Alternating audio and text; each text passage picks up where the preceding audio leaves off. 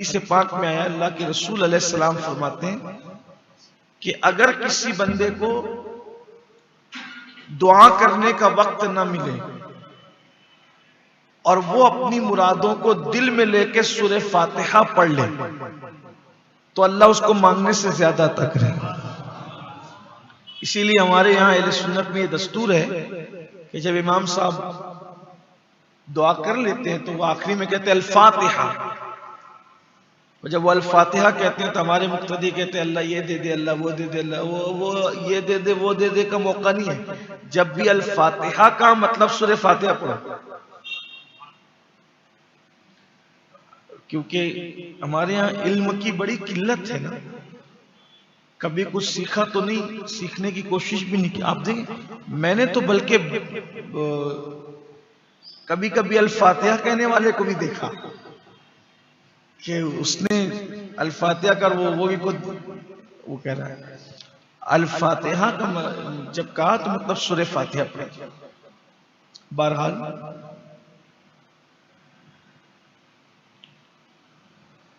یہ ایسی سورہ مبارکہ ہے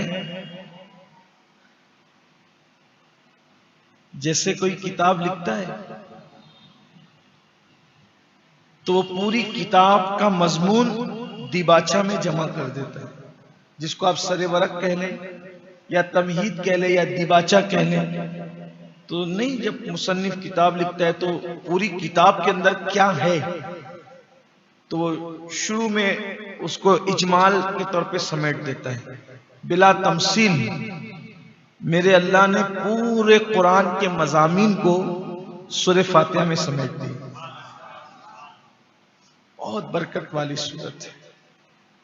ایک بات آپ کو اور بتا دوں، اگر طبیب ڈاکٹر نے کبھی کسی کو یہ بات کہہ دی ہو کہ یہ مریض جو ہے اس کا کوئی علاج نہیں ہے اور اس پر روزانہ 41 مرتبہ یہ سورت پڑھ کر دم کی جائے، اس طرح سے بسم اللہ الرحمن الرحیم الحمدللہ رب العالمین، یعنی بسم اللہ کی میم کو الحمد کی لام سے جوڑ کر پڑھیں 41 بار، تو انشاءاللہ جس کو ڈاکٹر لا علاج کہہ رہا ہے اللہ اس میں بھی شفا عطا کرے۔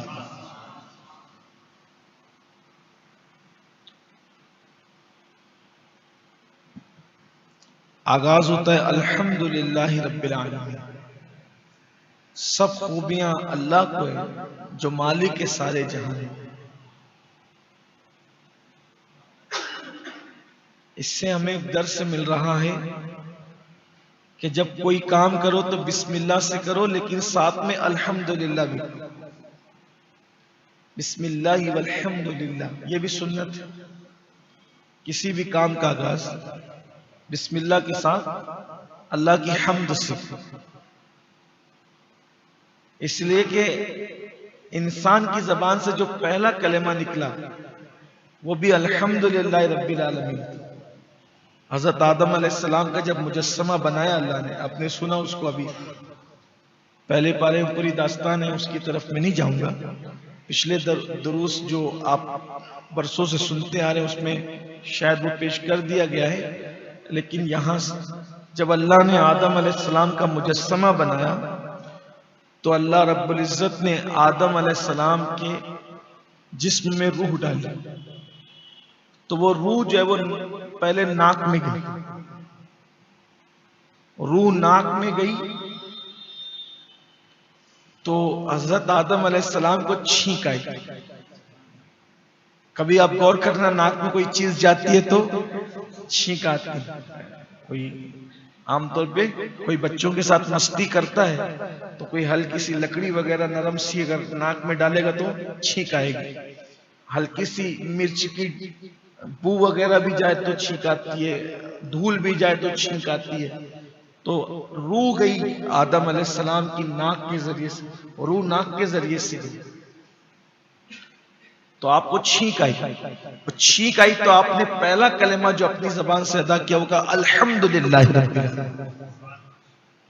اور جو بندہ الحمدللہ رب العالمین کہتا ہے گویا اس نے اللہ رب العزت کی تعریف کر دی، ہر اعتبار سے ہم اللہ کی تعریف کا حق ادا نہیں کر سکتے، لیکن الحمدللہ رب العالمین کہہ دیا مطلب اللہ کی تعریف آپ نے کر دی۔ تو ساری خوبیاں اللہ کو ہیں۔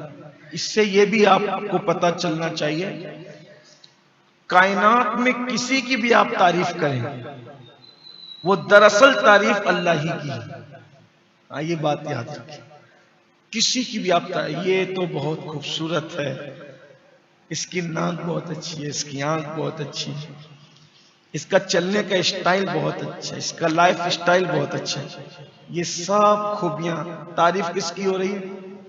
انڈائریکٹ اللہ کی تعریف۔ کیوں؟ چلنے کا اسٹائل اچھا ہے تو چلا کون رہا ہے؟ بولنے کا انداز بہت اچھا ہے تو بلوا کون رہا ہے؟ ناک بڑی خوبصورت ہے، بنائی کس نے؟ آنکھ بڑی حسین ہے، بنائی کس نے؟